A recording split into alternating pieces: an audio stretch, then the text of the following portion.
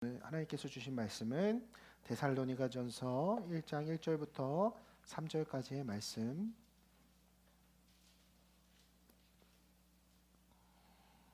데살로니가전서 1장 1절부터 3절까지의 말씀. 다 찾으셨으면 성경 봉독자 음성에 맞춰서 합독하여서 읽도록 하겠습니다. 성경 봉독하겠습니다. 바울과 실루아노와 디모데는 하나님 아버지와 주 예수 그리스도 안에 있는 데살로니가인의 교회에 편지하노니 은혜와 평강이 너희에게 있을지어다. 우리가 너희 모두로 말미암아 항상 하나님께 감사하며 기도할 때에 너희를 기억함은 너희의 믿음의 역사와 사랑의 수고와 우리 주 예수 그리스도에 대한 소망의 인내를 우리 하나님 아버지 앞에서 끊임없이 기억함이니. 아멘. 네, 오늘은 9월의 첫 주입니다. 우리가 지난달까지 루키라는 본문을 가지고 함께 말씀을 나눴었는데요. 9월부터는 이 데살로니가 전서라는 본문을 가지고 함께 말씀을 나누도록 하겠습니다. 오늘은 그 첫 번째 시간으로 주는 이 도시의 주라는 제목으로 함께 말씀을 나누도록 하겠습니다. 우리가 다 서울 노원이라는 지역에 살고 있죠. 강북도 있고 남양주도 있지만 어쨌든 우리는 도시에서 살아갑니다.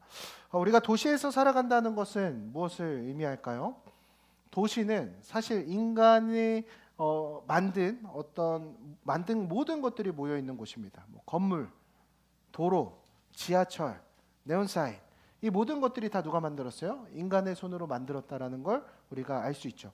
도시가 아닌 환경에서, 그래서 우리가 살아가요. 우리가 도시가 아닌 곳에서 살 때는, 자연에서 설 때는 우리가 이 세계를 창조한 존재를 생각하고 느끼고 감격할 수가 있었습니다. 제가 기억이 나는 바로는 제가 중학교 1학년 때 저희 어머니께서 이제 아들 견문을 넓혀야 돼 하면서 뉴질랜드 여행을 제가 따라갔던 적이 있어요. 여러분들 뉴질랜드는 저희 세대 때 사람들은 반지의 제왕 촬영지로 유명한 곳입니다. 그래서 거기에 있는 엘프들의 마을, 그러니까 자연 광경이 굉장히 멋있는 곳입니다. 제가 그때 굉장히 어린 나이였는데 그 자연 경관을 막 보면서 야, 하나님이 참 위대하시고 놀라우신 분이라는 것을 그 장엄한 광경 앞에서 인정을 했던 경험이 생각이 납니다. 우리가 사실 뉴질랜드까지 가지 않아도 불암산 정상에만 올라가도 야, 하나님께서 창조하신 이 창조 세계가 엄청나게 대단하구나, 하나님의 위대하심을 목격할 수 있습니다. 그러나 우리가 인간이 창조한 도시 안에 살아갈 때 정작 우리는 하나님의 존재에 대해서 자꾸만 잊으면서 살아간다라는 것이에요. 그래서 우리는 일상 속에서 이러한 질문을 하게 됩니다. 과연 이 도시를 살아갈 때 하나님은 진짜 존재하는 게 맞을까? 우리가 오늘 마음의 예배를 통해서도 질문했지만 이 분주한 일상 가운데 우리의 노력과 창조된 것들로 살아가는 이 도시 속에서 하나님의 살아계심을 목격하는 거란 쉽지가 않다라는 거예요. 우리 하루 일과가 어떻게 됩니까? 아침부터 밤까지 각자 맡겨진 일상 때문에 살아가기 어렵잖아요. 고딩들이라고 여유롭습니까? 아니요. 아침부터 밤까지 공부해야 돼요. 아침부터 밤까지 일해야 돼요. 육아해야 돼요. 그러니까 우리가 이 모든 과정 속에서 하나님을 의식하지 않으면 떠올릴 수 있는 기회가 너무나 적다라는 거죠. 그러나 불과 60년 전까지만 하더라도 인류의 절반이 넘는 인원들은 농사를 지었기 때문에 도시 생활이 우리 가까이 들어온 것이 그리 오래되지 않았다라는 거예요. 그래서 우리가 이 자연을 볼 때는 하나님의 살아계심을 계속해서 인지하며 나아갈 수가 있었지만, 여러분 금요일 밤에 노원 문화의거리 가보셨습니까? 제가 엊그저께 사회복지사이고 제분대로 문화의거리 가보니까 하나님 살아계심 보이지 않아요. 그 젊은 애들이 다 세상을 즐기기 위해서 나와 있는데 하나님이 보이지 않더라라는 거예요. 그리고 이러한 시대 속에서 교회는 과연 역할이 무엇인가? 이 도시 가운데 하나님의 역할은 무엇인가에 대해서 우리는 계속해서 고민하는 채 살아갈 수밖에 없다라는 거예요. 그래서 오늘날 종교의 역할은 이거밖에 없습니다. 분주한 일상 속에서 살아가다 보니까 그 경쟁에서 자꾸만 밀려요. 성적에서 옆 사람보다 안 나오면 경쟁에서 밀려요. 그리고 내가 대학 가서 열심히 취업 준비를 해보지만 스펙이 딸리면 옆 사람과의 경쟁에서 밀려요. 그러니까 종교라고 하는 것은 우리에게 어떤 요소로 이제 다가오기 시작했느냐? 일주일에 한 번 여기 와서 나 위로받고, 오늘 이 친구도 온 거 보세요. 목사님, 걔 진짜 짜증나요 하면서 위로받으러 오잖아요. 그러니까 종교의 역할은 우리에게 있어서 위로를 얻고 죽으면 천국 가는 티켓 정도를 발부해주는 티켓 매표소와 같은 역할로 전락해버린 시대인 것을 볼 수가 있다라는 것이요.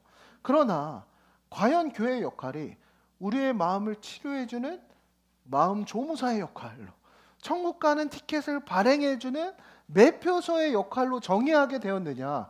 성경이 정의하는 교회는 그렇지 않았다라는 거죠. 그 성경에서 정의하는 교회는 어떤 것이었을까? 근데 오늘 데살로니가 전서라고 하는 본문은 어떠한 이야기가 적혀져 있느냐? 이 도시 속에서 개척된 데살로니가라고 하는 도시 속에서 개척된 교회가 하나님의 은혜 가운데 세워지고 그곳에서 놀라운 하나님의 일들이 드러나는 것을 보여주고 있습니다. 이 데살로니가라고 하는 도시는 당시 고대 굉장히 중요한 도시였습니다. 그러니까 물론 규모와 기술 같은 것들은 지금 우리가 살아가는 현대에 비했을 때는 매우 열악했지만 본질은 같았어요. 이 도시라는 곳에는 어떤 성공을 꿈꾸는 사람들이 끊임없이 들어오는 곳이 바로 도시였어요. 당연히 이 도시 안에서는 경쟁이 과열이 됐을까요? 안 됐을까요? 과열됐겠죠. 성공을 꿈꾸기 때문에 이 사람보다 무조건 잘했어야 돼요. 게다가 고대의 도시는 위생과 치안이 굉장히 열악했습니다. 그런데 그런 곳에서 교회가 세워졌어요. 더 놀라운 사실은 데살로니가 교회의 특징은 뭐냐면 불완전한 교회였어요. 왜 그랬느냐? 지금으로 치면 목사님이죠. 교회를 개척했던 바울이 6개월 만에 그 지역에서 쫓겨나게 돼요. 그러니까 6개월 만에 담임 목사가 없는 교회가 바로 데살로니가 교회예요. 근데 이 데살로니가 교회가 목회자도 제대로 없는 그 교회가 어떻게 살아남을 수 있었을까가 데살로니가 전서의 이야기입니다. 즉 데살로니가 교회는 목회자 중심 교회가 아니죠. 성도 중심으로 세워진 공동체였습니다. 이들은 예수님이 전하신 하나님 나라 복음을 붙드는 것으로 말미암아 당시 초대교회 중에서 모범이 되는 사례로 세워지는 교회가 될 수가 있었고, 또 그 도시에서 선한 영향력을 끼치는 교회가 될 수 있었습니다. 그래서 저는 이 데살로니가 전서의 본문을 우리가 함께 이제부터 나누면서 기대하는 바가 있어요. 우리 링크 커뮤니티 교회도 객관적으로 우리 교회를 딱 봤을 때 구성원들이 다 너무 젊다 못해 어리죠. 그리고 담임 목사도 약간 조금 차라리 공성인 게 낫다 할 정도로 부족한 부분들이 있을 수 있으나, 이 공동체가 데살로니가 교회처럼 우리가 사람 보기에 좋음이 아니라 하나님 보시기에 본이 되는 교회가 될 수 있으면 좋겠다. 그래서 우리가 이 교회론에 대해서 우리는 도시 속에서 어떻게 신앙을 지켜내고 또 어떤 믿음의 본이 되는 교회를 세울 수 있을 것인가 함께 나누는 시간이 되었으면 좋겠습니다. 자, 그러면 오늘 본문에서 나오는 이 데살로니가 교회는 어떤 교회였는지 우리 본문으로 돌아와서 1절의 말씀을 다시 한번 읽어보도록 하겠습니다. 시작. 바울과 실로아노와 디모데는 하나님 아버지와 주 예수 그리스도 안에 있는 데살로니가인의 교회에 편지하노니 은혜와 평강이 너희에게 있을지어다. 아멘. 자, 바울이 이제 데살로니가 교회 편지하고 있는 내용이에요. 그러니까 바울은 이제 데살로니가에 있어 없어요. 쫓겨났어요. 왜 그랬는지 좀 나눠보도록 할게요. 자, 오늘 전반부에는 아주 짧은 인사말과 함께 감사 표현이 이어져 나오는데, 여기에서 있는 요 인사말을 통해서 우리는 이 교회가 얼마나 독특한 공동체인지 알 수 있습니다. 지금 바울이 이 교회를 지칭할 때 데살로니가 교회라고 지칭하고 있지 않죠. 뭐라고 지칭하고 있어요? 데살로니가 인의 교회라고 부릅니다. 인의 교회. 인의 교회가 아니라 인의 교회. 재밌죠? 회심의 일격이었습니다. 자, 그냥 데살로니가 교회가 아니라 데살로니가 인의 교회. 오늘 말로 하면 서울 노원에 사는 사람들의 교회, 이런 느낌으로서 지금 교회를 정의하고 있는 것을 볼 수가 있습니다. 그러면서 이 교회에 대해서 뭐라고 표현하고 있느냐? 하나님 아버지와 주 예수 그리스도 안에 있는 데살로니가인의 교회. 우리가 이 구절을 조금 더 깊이 살펴보도록 하겠습니다. 이 데살로니가인의 교회를 우리가 조금 더 자세히 알기 위해서는 당시 이제 데살로니가라는 지역에 대해서 좀 더 자세히 알아야 되는데요. 바울이 사역할 당시 데살로니가라는 지역 안에는 인구 밀도가 이제 12만 명이 살고 있었다고요. 그러니까 많이 살았다는 거예요. 근데 여러분들 생각해 보세요. 요 지금 우리 여기에 있는 인구 밀도의 비율은 서울이라는 지역과 매우 흡사합니다. 근데 이 노원이라는 지역을 볼 때 여러분들 아파트가 질비해 있는데, 당시 고대 사회에서는 건물을 지을 수 있는 높이가 제한되어 있었어요. 신전보다 높이 지을 수가 없었습니다. 그러면은 당시에 지을 수 있는 건물의 높이는 5층 높이가 최대 높이였습니다. 그러면은 수직으로 인원들을 쌓아서 밀도로 쌓는 게 아니라 수평으로 쌓아야 했으니까 여기에 사는 인구들이 살 수 있는 그 자기의 행동 반경이 넓어요, 좁아요? 굉장히 조악했다라는 것을 알 수가 있습니다. 그래서 당시 로마 같은 고대 도시를 매우 발전한 곳인 것처럼 우리는 이야기를 하지만 이러한 설명들이 매우 미화된 설명이라고 우리는 볼 수가 있다라는 거죠. 그래서 면적이 좁고 교통수단도 매우 열악했던 것을 볼 수가 있습니다. 그러니까 여기서 부자들은 단독주택 살죠. 그러면 이제 도시에 막 상경한 사람들은 그 밀도 높은 빌라에 꾸역꾸역 살았어야 되는데, 제가 조금 더 그때 상황을 말씀을 드리면 주택 내에 난방 시설이 있었을까요, 없었을까요? 없었어요. 지금도 유럽에서는 우리나라에 있는 요 보일러라고 하는 시스템들을 막 이렇게 도입하고 있다고 하는데 난방 시스템이 없어요. 상하수도가 있었을까요, 없었을까요? 없어요. 그러니까 샤워를 할 수 있는 물이 나오지가 않아요. 그래서 로마에서는 그 공중 목욕탕이 당시에 있었을 것이다라고 이런 것들을 통해서 알 수가 있죠. 벌집처럼 건물만 지어놨어요. 그래서 부엌은 있지만 그 숯불 화로에서 불을 떼면은 저 너무 놀랐어요. 숯불 회사에서 이렇게 불을 떼면은 연통이 있어요, 없어요? 연통이 없어요. 그러니까 그 연기는 어디로밖에 빠져나갈 수가 없어요. 창문으로밖에 빠져나갈 수가 없어요. 그 5층 높이에요. 상하수도 없어요. 연통 없어요. 난방시설 없어요. 그 연기는 당연히 어떻게 돼요? 그 윗집으로 타고 올라가요. 그러면 고대 데살로니가라고 하는 지역에서는 가난한 사람이 위층에 살았을까요? 부자가 위층에 살았을까요? 가난한 사람이 위층에 살았겠죠. 그러니까 우리나라에서는 부자들이 이제 펜트하우스 제일 높은 층에 살잖아요. 그때 데살로니가라는 지역에서는 물 끌어 올라가야 되죠. 연기 안 빠지죠. 그랬습니다. 자, 그럼 상하수도 없어요. 화장실은 어디에 있어요? 화장실이 없어요, 집안에. 그러면 그 사람들은 다 용변을 어디다 봤을까요? 요강에다가 이렇게 봤다고 합니다. 그러면은 이 사람들이 용변을 처리하는 방식은 어떻게 됐을까요? 근데 로마에 있는 그 법전에 보니까 길을 가다가 하늘에서 떨어지는 배설물을 맞게 되었을 때 그거는 누구의 과실 책임인가에 대한 자료가 남아 있습니다. 자, 길을 가다가 똥을 맞았어요. 뿌린 사람 잘못이에요, 맞은 사람 잘못이에요? 근데 당시에 로마의 법전에 보니까 그것은 지나가다가 맞은 사람의 잘못이라는 판결의 사례가 자료로 남아 있습니다. 그럼 도시의 상황이 여러분들 그려지세요? 당시 데살로니가라고 하는 도시는 먼지와 쓰레기 더미 벌레 천지였습니다. 곳곳에 하수와 배설물들이 넘쳐났고 끔찍하게 때때로는 역류하나 낙태된 태아 같은 것들이 치워지지 않은 상태로 유기된 곳이 바로 데살로니가라는 지역이었습니다. 그 결과 도시는 전반적으로 악취에 다 시달리는 거예요. 그러니까 부자들도 거기에서는 예외가 없었겠죠. 자, 이런 배설물들이 썩어나가고 시체들이 치워지지 않으면 날이 더워지고 벌레들이 꼬이기 시작하면 뭐가 끓죠? 전염병이 끓습니다.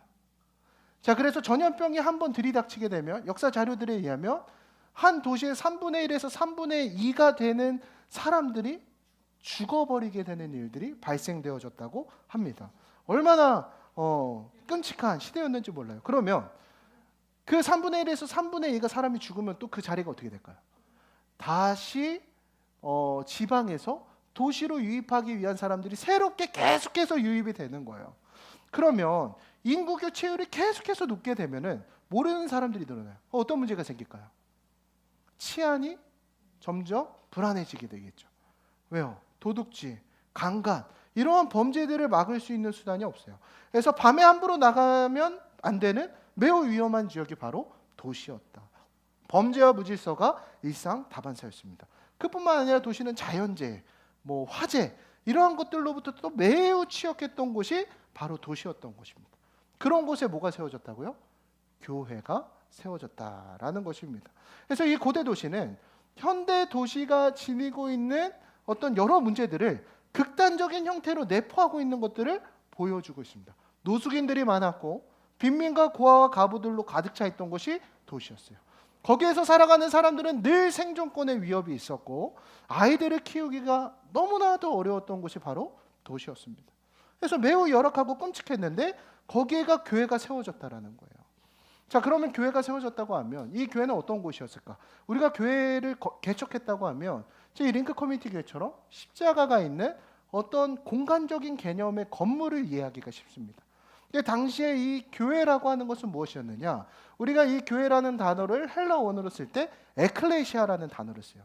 여러분, 이 에클레시아라는 단어는 모임, 커뮤니티, 동호회라는 단어들을 쓸 때 지칭하는 말을 에클레시아라는 단어를 사용합니다. 그래서 성경 속에 있는 이 에클레시아는, 교회라고 하는 단어는 모임, 동호회 같은 단어들로 해석할 수 있다는 거예요. 그럼 오늘 바울이 이야기하고 있는 데살로니가인들의 교회라는 것은 바꿔 얘기하면 뭐예요? 데살로니가인들의 모임, 데살로니가인들의 공동체, 데살로니가인들의 동호회라고 우리가 번역할 수 있습니다. 자, 그러면 이 데살로니가 교회가 이렇게 위험이 만연하고 일상이 불안한 도시 한가운데 어떻게 탄생되어서 존속되어질 수 있었을까? 데살로니가전서 2장 9절 말씀에 보니까 바울이 이 데살로니가 교회를 어떻게 세웠느냐, 제가 읽어드릴게요. 데살로니가전서 2장 9절인데요. 형제자매 여러분, 여러분은 우리의 수고와 고생을 기억하고 있을 것입니다. 세번역 성경이에요. 우리는 여러분 가운데 아무에게도 폐를 끼치지 않으려고 밤낮으로 일을 하면서 하나님의 복음을 여러분에게 전파했습니다. 그러니까 바울은 이 데살로니가 교회를 세우기 위해서 텐트메이커, 이중직 목사의 일을 감당했어요. 저처럼요. 저도 주중에는 나가서 일을 하고 있고 그 수고와 헌신들을 통해서 말씀을 전하면서 이 데살로니가 교회를 세워나가는 거예요. 그래서 복음을 전한 거예요. 그곳에서 전하는 핵심 메시지는 예수 그리스도가 메시아라는 사실입니다. 그래서 복음의 소식을 전해요. 예수 그리스도가 구약에서 이야기하는 그 메시아로서 고난을 받고 부활해서 우리의 구원자가 되셨다. 그래서 예수께서 오셔서 하나님 나라를 가르치시고 그분이 부활하심으로 말미암아 오늘 우리의 삶 가운데 하나님 나라가 이미 시작되었다라고 하는 소식을 가르쳤다라는 거예요. 얼마 동안요? 6개월. 근데 이 하나님 나라의 복음을 배운 데살로니가 사람들이 담임 목사의 부재에도 불구하고 본이 되어지고 덕이 되어지는 교회가 되어질 수 있었다라는 것이에요. 그래서 이 교회가 어떻게 이렇게 굳건히 세워질 수 있었을까? 데살로니가 교회가 가지고 있던 특징이 있었다라는 거예요. 그 특징은 무엇이었을까? 오늘 1절의 말씀 다시 한 번만 읽어보도록 하겠습니다.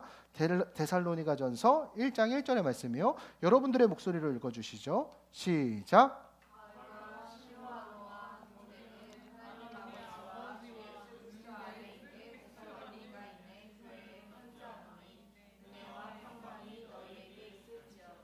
아멘. 자, 데살로니가 교회는 어떤 교회였을까? 어떻게 이렇게 본이 되는 교회로 세워질 수 있었을까? 첫 번째로 데살로니가 교회는 어떤 교회였느냐? 하나님을 아버지로 여기는 사람들의 모임이었다라는 거예요. 여러분, 이 데살로니가인의 공동체는 어떤 모임이었다고요? 하나님을 아버지로 고백하는 사람들의 모임이었다라는 거예요. 여러분, 기독교의 핵심이 무엇인지 아십니까? 기독교의 핵심은 하나님을 아버지라고 부르는 것이 기독교의 핵심입니다. 사람들에게 하나님은 일반적으로 어떤 분이시냐? 심판하시는 분이시죠. 아까 재훈이가 마음의 예배 때 나눴습니다. 하나님은 나의 마음을 뜨끔하게 하시는 분이세요. 하나님은 나를 정죄하시는 분이시라고 우리는 보통 생각합니다. 그래서 나의 죄, 거룩하지 못함, 나의 탐심, 나의 이기심을 지적하고 문제로 여기시는 분을 우리는 하나님이라고 오해할 때가 참 많이 있다라는 것이에요.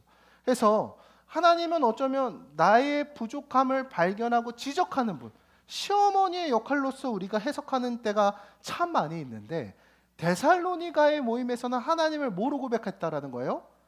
아버지로 고백하는 사람들의 모임이었다라는 거예요. 이것은 무엇을 이야기합니까? 하나님이 나의 부족함을 지적하시는 분을 넘어서서 하나님께서는 나의 부족함을 품으시고 용서하시며 그것으로부터 나를 건져주시는 분이라는 것을 우리가 이야기한다라는 거예요. 즉 하나님을 아버지로 여기는 사람은 하나님이 나를 정죄하는 분이 아니라는 사실을 잘 아는 것이 바로 하나님을 아버지로 고백하는 사람들이라는 것입니다. 왜 바울은 하나님 아버지라고 오늘 데살로니가전서 1장 1절에서 고백할 수 있을까? 우리가 하나님을 정의할 수 있는 방식은 참 많이 있습니다. 예를 들어서 살아계신 하나님, 사랑과 정의가 많으신 하나님, 하나님을 수식할 수 있는 표현은 얼마든지 많아요. 그런데 바울은 하나님을 뭐라고 고백하고 있어요? 하나님 아버지라고 고백하고 있습니다. 이 표현을 헬라어 원어로 해석하니까 엔 데오 파트라, 정확히 번역하면 아버지이신 하나님 아내라는 뜻입니다. 아버지이신 하나님 아내. 하나님은 우리에게 어떤 분이시라는 거예요? 아버지입니다. 그 아버지는 예수 그리스도를 통하여서 우리의 죄를 속하셨기 때문에 다시는 우리를 정죄하지 않으시는 분이 하나님이 우리의 아버지 되신다는 뜻입니다. 우리를 사랑으로 품으신다라는 거예요. 바울은 오늘 데살로니가 교회에 이 편지를 보내면서 이 이야기를 가장 먼저 하고 있습니다. 하나님과 친밀한 관계에 있는 사람들, 하나님이 아버지가 된 사람들, 예전에는 하나님이 나를 형편없는 놈이라고 지적하는 분이라고 생각했는데 지금은 나를 있는 모습 그대로 받아주시고 사랑하시고 기다려주시고 내게 힘을 주시는 아버지임을 발견한 사람들, 여러분 그들이 바로 뭐라는 거예요? 그리스도인이라는 것입니다.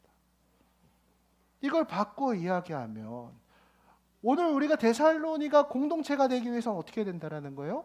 하나님이 우리에게 아버지로 다가와야 된다라는 거예요. 오늘 여러분들의 하나님은 나에게 어떤 분이십니까? 그 하나님을 아버지로 여길 수 있는 저와 여러분이 되길 간절히 소망합니다. 여러분 데살로니가 공동체는요, 그 당시의 당대 지역사회 내에서 어떤 일들을 감당했느냐, 당시에 이 지역의 어떤 위생 문제로 인해서 전염병이 돌았다고 했잖아요. 그 시체들을 치우지 않았던 이유가 있습니다. 그 시체를 건들면 자기도 뭐가 걸려요? 전염병에 걸려요. 근데 당시에 그리스도인들이 했던 일이 뭐냐면 전염병이 걸려서 죽어져 버린 시체를 대신해서 화장을 해주고 치우는 역할을 했던 게 그리스도입니다. 그래서 그 그리스도인들이 자신이 대신 전염병에 걸려서 죽는 사례들도 많이 발생이 되어졌습니다. 여러분 교회는 어떻게 그런 일들을 감당할 수 있었을까요? 하나님과의 관계를 새롭게 발견한 다음에 오는 것이 있다라는 거예요. 그게 뭡니까? 옆을 보니까 이 사람도 하나님을 누구로 여기는 사람이에요? 아버지로 여기는 사람이에요. 이 사람도 하나님을 뭐로 여겨요? 아버지로 여기는 사람이에요. 그 이 둘의 관계는 뭐예요? 자매예요. 형제예요. 그러니까 그 옆 사람도 하나님이 아버지예요. 하나님이 아버지인 사람들이 모여 있다는 사실을 깨닫게 된다는 거예요. 여러분 성경이 말하는 교회는 어떤 곳입니까? 하나님의 아버지가 된 사람들, 그 감격을 깨달은 사람들, 그 복을 알고 누리는 사람들이 모여 교회가 된 곳입니다. 그러니까 내 옆에 있는 사람들은 나의 뭐라는 거예요? 형제요 자매임을 고백하는 공동체가 바로 교회라는 것입니다. 여러분 우리는 어떤 관계입니까? 친구? 너랑 나랑 친구야? 여러분 우리 형제 자매인 거예요. 하나님을 이 사람이 아버지로 고백하는 순간 우리는 형제요 자매로 될 수가 있다라는 것입니다. 우리는 그리스도 안에서 하나 되어져야 합니다. 우리는 그리스도 안에서 한 형제 자매 되었습니다. 그래서 우리가 서로의 수고를 감당하게 서로 헌신하는 공동체가 되어져야 된다라는 거예요. 우리가 그러한 데살로니가 공동체가 될 수 있는 저와 여러분이 되게 간절히 소망합니다. 자, 데살로니가 교회의 두 번째 특징은 무엇이냐? 하나님 아버지와 주 예수 그리스도 안에 있는 데살로니가인의 교회. 여러분들 요 데살로니가 교회의 두 번째 특징은 예수가 주이시며 메시아인 사람들의 모임이었다라는 거예요. 예수가 주이시며 메시아인 사람들의 모임. 여러분들 여기서 이 주라는 단어가 굉장히 혁명적이며 반체제적인 단어였습니다. 당시에 이 주라는 단어, 퀴리오스라는 단어는 누구에게만 쓸 수 있었을까요? 황제에게만 쓸 수 있었어요.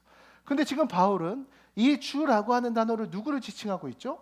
예수 그리스도를 지칭하고 있었습니다.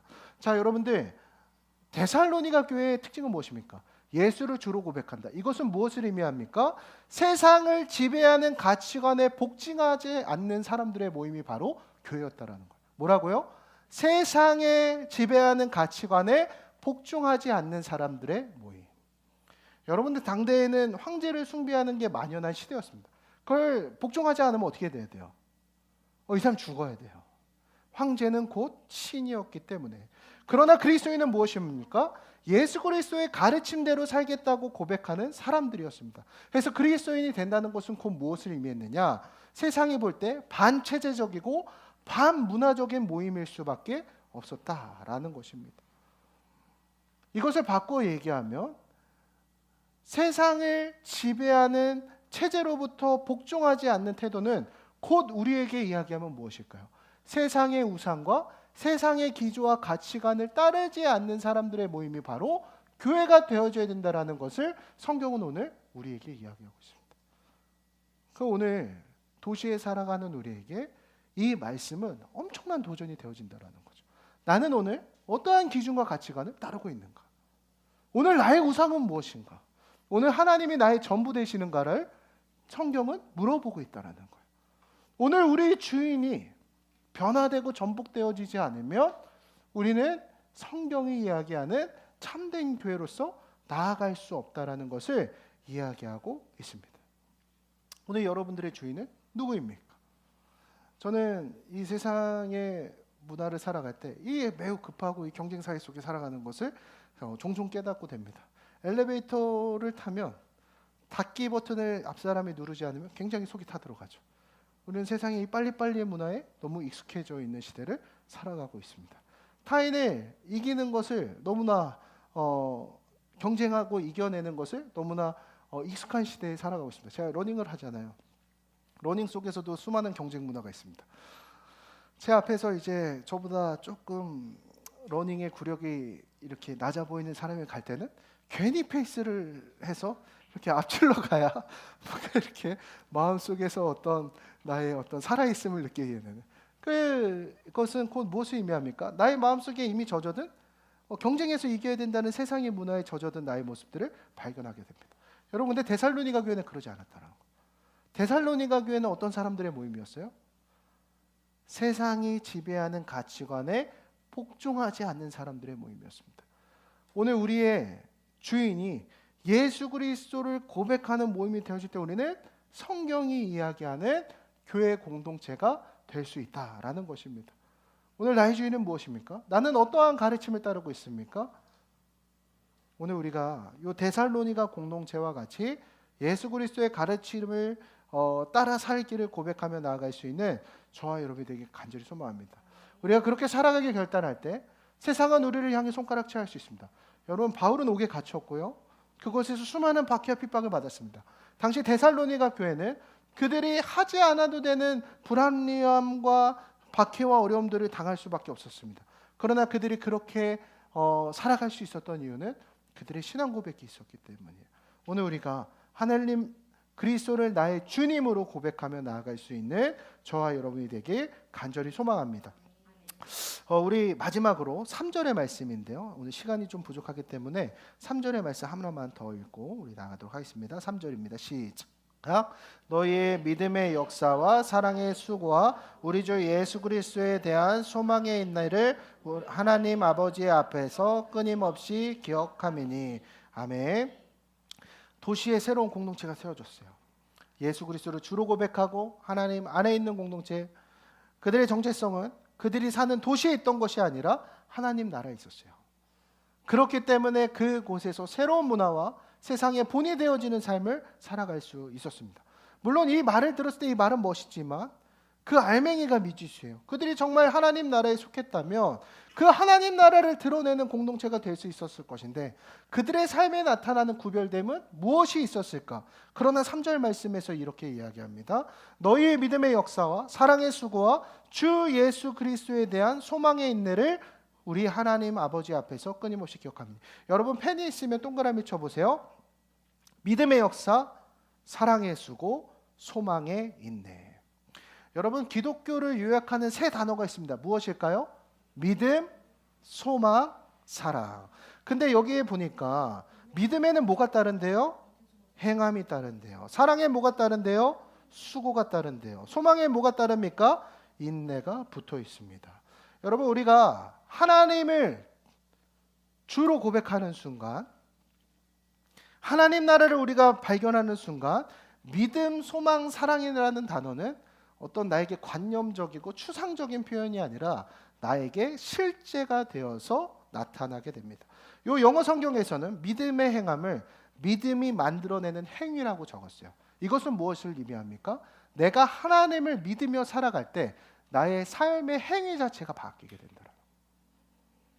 이전까지 죄로부터 어떠한 구별됨도 없이 그냥 타성에 젖어들어서 살았던, 그래서 세상 사람과 나의 모습을 봤을 때 전혀 구별됨이 없었던 모습이 있었다고요. 세상 사람들이 어쩌다가 무단횡단을 해? 근데 나도 무단횡단을 해. 죄의식이 없다. 어떤 사람들의 사회 규범적인 문제들에 대해서 지키지 않는 도덕적인 행위들을 나도 동일하게 해이하게 살아갔던 그 모습들. 그러나 여러분, 믿음에는 반드시 뭐가 따라온다라는 거예요? 행함이 따라온다라고 성경은 이야기하고 있습니다. 데살로니가 교회는 어떻게 사람들의 믿음의 본이 되는 모습으로 살아갈 수 있었을까요? 다른 점이 있었어요. 사람들이 굳이 하지 않는 것들을 했다고요. 전염병에 걸린 사람에게 모두가 다가가지 않을 때 그들에게 손을 내밀며 이웃이 되어줬던 것이 그리스도인이라 믿음의 행함이 따랐습니다. 내가 예수를 믿는 순간 그 당시의 사회 시장 경제 체제로부터 나는 완전히 분리가 돼버리는 반사회적인 인물로서 되는 거예요. 그러니까 여러분들이 북한에 가서 김정은이 아니라 예수 그리스도가 나의 주인이십니다라고 고백하는 순간 여러분들이 거기에서 반혁명주의들로 유독 수용소에 갇히듯이 그러한 어떤 박해들을 받아야 되는 상황에서도 믿음에는 행함이 따라오게 됐기 때문에 그들의 삶의 변화들이 나타났다라는 거죠. 오늘 우리의 삶에서 마찬가지예요. 오늘 예수 그리스도를 우리가 진정으로 주로 고백할 때 하나님 나라의 가치를 고백하며 나아갈 때 믿음의 행함이 변화되게 된다. 믿음이 만들어내는 행위의 변화로서 나타나야 된다라는 거예요. 여러분 그렇게 될 때 우리가 오늘 성경이 정의하는 진정한 교회의 모습으로 나아갈 수 있다라는 거예요. 나의 오늘 삶의 동기와 행위의 모습은 어떻습니까? 과연 세상 사람들과 구별되었다고 표현할 수 있습니까? 그렇지 않다라고 한다면 오늘 나의 삶의 모습들이 믿음으로 말미암아 변화되는 것을 결단하며 나아가는 저와 여러분이 되기 소망합니다. 그렇게 되기 위해서는 우리의 믿음의 결단이 중요해요. 오늘 그리스도 안에서 나는 완전히 변화되었다. 내가 죄로부터 멀리하는 삶을 살아가겠다. 완전하지 않아도 돼요. 하지만 그 믿음의 결단으로 나아가는 것이 너무 중요합니다. 오늘 우리의 삶의 모습의 변화로 나아갈 수 있는 저와 여러분이 되길 간절히 소망합니다. 자, 마지막 하나만 더 할게요. 사랑에는 뭐가 따르죠? 수고가 따라요. 여러분 데살로니가 교회의 특징은 무엇이었습니까? 수고를 감당하는 사랑을 했던 공동체였다라는 거예요. 여러분 내 가족이지만 사랑하는 거 쉬워요, 어려워요? 쉬워요? 제가 태우를 지금 키우고 있잖아요. 내 아들이지만 내 아들을 집어 던지고 싶을 때가 있습니다. 저는 5년 만에 얻는 아이이기 때문에 제 아들이 항상 사랑스러울 줄 알았어요. 근데 이 아이가 공들여서 준비한 음식을 대령했는데 그 식판에 한 번씩 엎어버릴 때가 있어요. 얘가 반찬 투정을 할 때 그냥 때를 쓰면서 이거를 막 엎어버릴 때가 있어요. 그러면 정말 이 아이를 집어 던지고 싶을 때도 있어요. 하지만 사랑이란 무엇이에요? 내가 진짜 꼴 보기 싫고 집어 던지고 싶지만 사랑하기로 애를 쓰는 거예요. 여러분 그리스도인의 공동체는 무엇을 의미합니까? 수고를 감당하는 사랑하기를 결단하는 공동체입니다. 그럼 바꿔 이야기해 볼게요. 우리가 이제 교회 왔어요. 하나님을 아버지로 고백하시죠? 하나님을 아버지로 고백하시죠? 둘은 어떤 관계입니까? 자매입니다. 근데 이 사람이 사랑스러워 보여서 사랑하는 걸까요? 그렇지 않아요. 데살로니가 교회는 어떻게 했을까요? 서로 맞지 않지만 사랑하기에 애를 썼다라는 거예요. 그래서 이 교회에 온 사람이 어쩌다가 도시로 유입된 인구로서 나랑 일면식도 없는 사람이지만 이 사람이 하나님을 아버지로 고백하기 시작한 순간부터 이 사람에 대한 사랑의 수고를 감당하기로 결단했던 공동체가 바로 데살로니가 교회였다라는 거예요. 여러분 사랑에는 반드시 희생과 헌신이 따릅니다. 나의 시간적인 헌신, 재정적인 헌신, 감정적인 헌신이 따라요. 그러나 그것을 감당하기로 결단했던 공동체가 바로 데살로니가 교회였다라는 거예요. 여러분 성경이 정의하는 교회는 수고를 감당하는 사랑을 하기를 결단한 교회입니다. 오늘 우리는 돌아보아야 합니다. 우리는 수고를 감당하는 사랑을 하고 있는가? 아니면 내가 할 수 있는 선에서 적당히 사랑을 감당하고 있는가? 지난주에 제가 이제 참 마음이 아팠던 게 사랑할 수 있는 줄 알고 그 사랑이 충분하다고 생각하면서 한 지체를 그렇게 이렇게 헌신하고 그동안의 신앙생활을 해왔지만 사랑이 부족하다면서 한 지체가 저희 공동체에 나갔어요. 단톡방도 나갔고 이제 저는 이 공동체에서는 신앙생활이 좀 어려울 것 같습니다. 그곳에 가면 제가 좀 케어받지 못하고 어려워요. 근데 처음에 제 마음 가운데에서는 할 만큼 했다고 생각했어요. 충분했다고 생각했어요.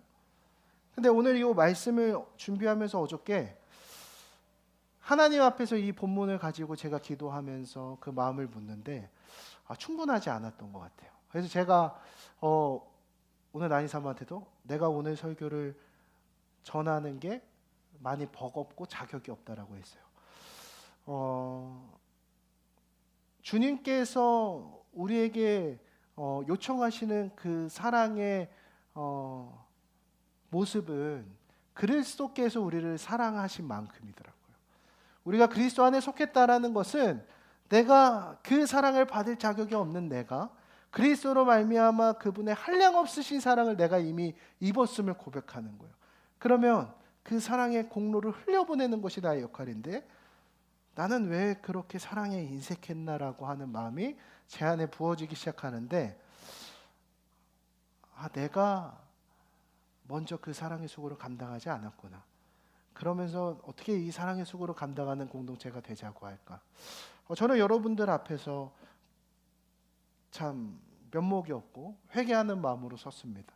저는 우리 교회가 하나님 앞에 칭찬받는 공동체가 되었으면 좋겠습니다. 그리고 성경적 교회가 되었으면 좋겠어요. 건강한 공동체가 되었으면 좋겠습니다. 그러기 위해서는 여러분 우리 안에 무엇이 필요할까요? 수고를 감당하는 사랑이 필요합니다. 솔직히 이제 이런 친구들 볼 때 얼마나 진 빠져요. 얘네들 우리랑 남이고 굳이 여기까지 왜 와가지고 지들 감정 쓰레기통 역할이나 해달라고 왜 왔어 도대체 이런 생각을 할 수 있었습니다. 여러분 그러나 이 찾는 이들의 회심을 돕는 공동체가 우리 교회의 목표입니다. 그러면 이들의 형제가 되어 주십시오. 사랑하게 결단하는 거예요. 우리가 하나님 앞에 부끄럽지 않은 신앙생활을 했으면 좋겠습니다. 우리가 이들의 가족이 되어주는 공동체, 이들의 아픔을 품어주는 공동체, 그래서 우리가 주님께 칭찬받는 공동체 되었으면 좋겠습니다. 오늘 시간이 많이 오버가 돼서 오늘 여기까지 데살로니가 전서에 대한 말씀을 나누도록 할 건데요. 오늘 말씀을 정리할 때 우리가 진지하게 한번 고민해봤으면 좋겠습니다. 이 분주한 일상 속에서 여러분들이 하나님을 믿는 이유는 무엇입니까? 이렇게 이 라인 안에서도 수많은 교회들이 존재하는데 이 교회가 이 도시에 필요한 이유는 무엇입니까? 우리가 그 질문을 좀 진지하게 해봤으면 좋겠어요. 그리고 왜 우리는 이 링크 커뮤니티 교회의 그리스도인으로서 오늘을 살아가고 있습니까? 오늘 성경이 정의하는 교회로서 우리가 돌아가서 정말 우리의 모임으로 말미암아 우리가 그리스도 안에서 참 자유를 누리고 하나님 나라를 꿈꾸며 우리가 그 성경적 교회가 되기로 결단하며 살아가는 저와 여러분이 되었으면 좋겠습니다. 먼저는 하나님을 아버지로 여기십시오. 하나님은 우리를 정죄하지 않으세요. 그분의 온전하신 사랑으로 말미암아 이 자리를 통해 하나님 안에서 참 자유를 누리는 저와 여러분이 되길 소망합니다. 그리고 그 하나님을 아버지로 여길 때 우리는 예수를 주로 고백할 수 있습니다. 세상의 문화와 가치관으로부터 구별될 수 있어요. 우리가 그 세상의 문화로부터 구별되어 주님이 우리의 삶의 통치자이시며 고백하며 나아가길 소망합니다. 그리고 우리가 그런 공동체 되기 원합니다.